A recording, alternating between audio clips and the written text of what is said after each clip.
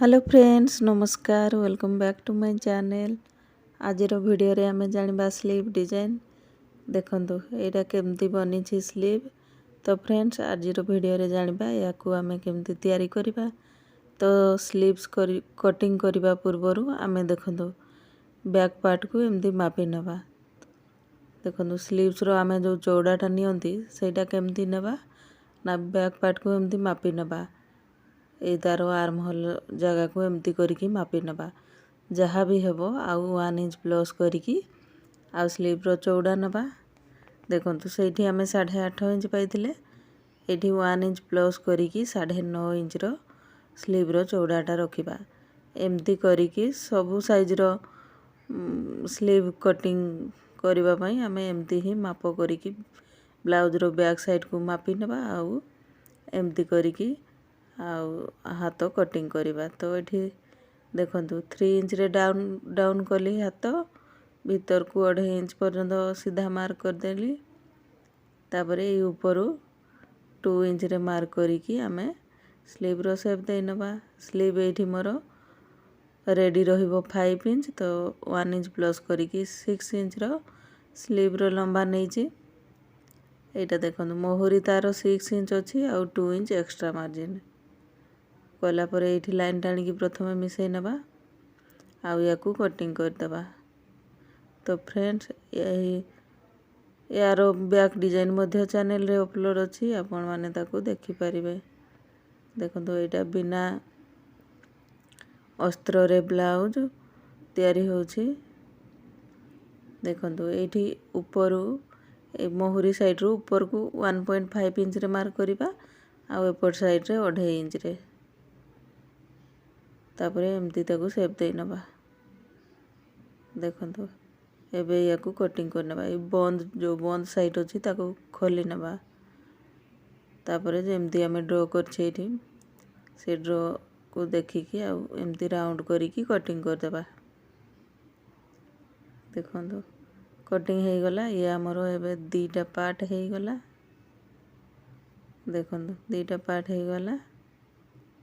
या ऊपर एबे हमें पाइपिंग अटैच करिबा।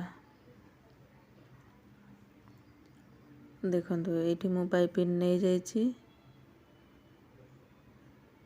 आउ या ऊपर रखी कि आउ सिलाई नबा। जेमती हमें राउंड कटिंग करि छे सेमिति ही देखंतु एमती करिकी आ पूरा हाथ रे हमें लगै नबा पाइपिंग को। एठी आपन को पसंद अनुसार पाइपिंग नै परिबे कलर। तो एठी मु गोल्डन पाइपिंग ही लगै नउछि। देखंतु एमिति ही दी साइड रो हाथ रे आ पाइपिंग को अटैच कर दबा। देखंतु बहुत ही कम समय रे आ इजी रे हमरो बनि जिवो स्लीव डिजाइन। देखंतु ए जो राउंड जगह रे गोटे गोटे कट लगै दबा। मेन कपड़ा ऊपर कट लगैबा पाइपिंग ऊपर नुह। तापरे पाइपिंग को भीतर को करिकी आउ ए ऊपर आउ गोटे पूरा फिनिशिंग रो स्टिच पकै दबा। देखंतु एमती करिकी पाइपिंग हमरो भलो भाबे अटैच हे जिवो।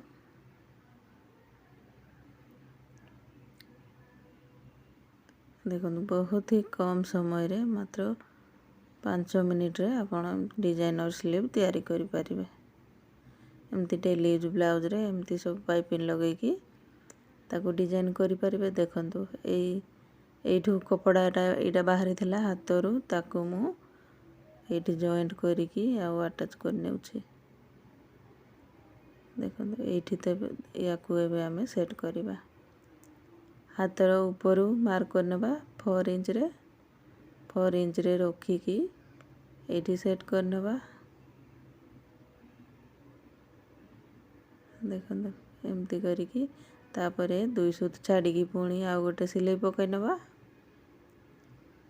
एमिति ही एपर साइड रो हाथ को मध्य प्रथम मार्क कर नै जबा 4 इंच रो तापरे ताकू एठी रखी की आ अटैच करि नबा।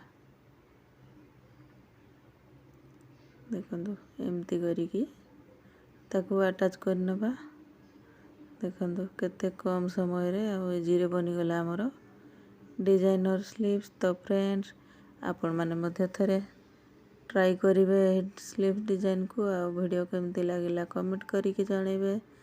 आ चैनल रे नुआ थिले प्लीज मो चैनल को सब्सक्राइब करिवे। देखो एटा हमर हाफ इंच रो कपड़ा रखिकी एक्स्ट्रा कपड़ा को कटिंग कर दबा। देखो रेडी हो गला हमर स्लीव्स डिजाइन। तो फ्रेंड्स आज वीडियो एतिकी पुणी देखा हबो आ गोटे नुआ वीडियो रे। Thanks for watching.